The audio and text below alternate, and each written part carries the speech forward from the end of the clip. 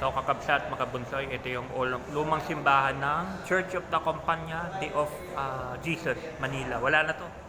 Wala na to ngayon. Siguro na ano lang nila. Na-preserve nila. Ito yung mga picture niya dati. Pero wala na siya eh. Wala na siya dito sa Intramuros. Yan. San Ignacio and the Jesuits. Yan. San Ignacio to eh. Yan.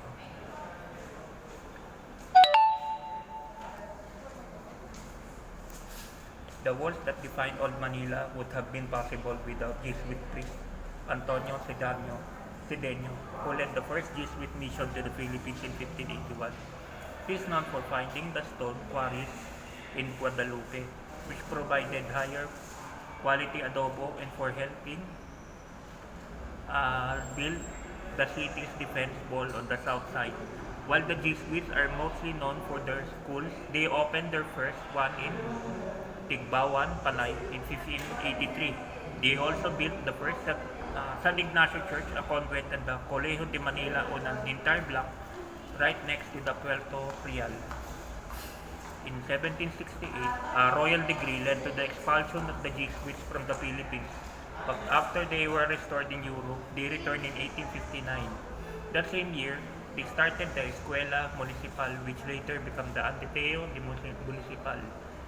Another lasting impact came from Padre Federico Faura, who had modernized meteorology in the Philippines. Felix Rojas Sr., a talented Manila architect in the late 1800s, was chosen to design the new San Ignacio Church, which opened in 1889. This neoclassical building was one of the city's most stunning, combining simple brick with important marble on the outside, while the interior showcased amazing woodwork by Isabelo Campineo, Crispolo Hoxton, and Manuel Flores. Sadly, this Jesuit golden dream was destroyed in the Battle of Manila in 1945, with the ruins later being used as a warehouse in the post-war years.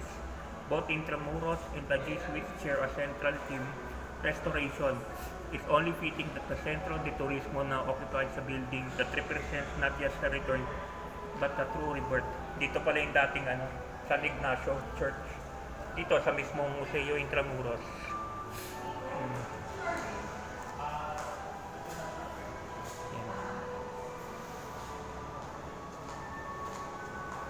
Ganda lang dito.